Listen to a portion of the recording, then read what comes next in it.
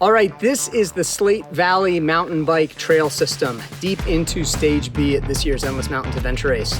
The teams came off the water at TA1 at South Bay, built their bikes, got on their bikes, and they started off with what looks like a very straightforward road ride through CP15 over to CP16.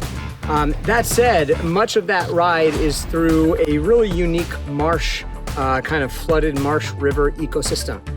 The road is right along the Poultney River. It is often completely flooded out. I think that it will be mostly dry for them, but they're going to encounter a deeply rutted, damaged, effectively close to Class 4 road.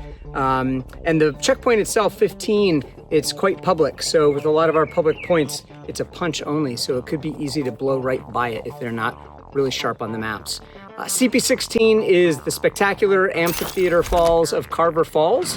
So they'll drop their bikes, climb down to the base of the falls, get the point, and then they'll continue through Fairhaven, where they will have an opportunity, if they are there late enough in the morning, to stop at Old School Bagels, who's opening specially for the teams and offering them a nice discount on some hopefully much deserved and much welcome breakfast.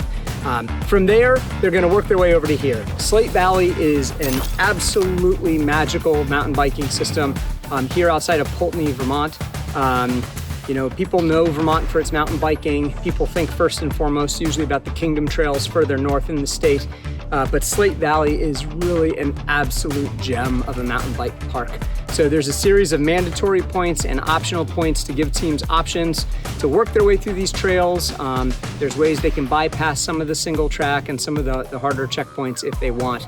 I'm actually at checkpoint B3, one of probably 4 or 5 just beautiful vistas out over the mountains and lakes of the area. So it's a really special section. From here, they're going to make a choice. Full course teams have a longer kind of back road route to ride.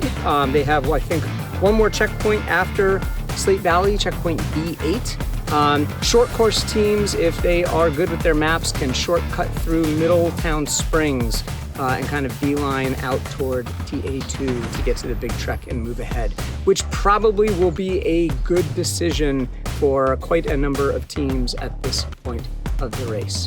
All right, keep your eyes on the Endless Mountains Adventure Race and get ready for the monster trek of the race coming up at Stage C.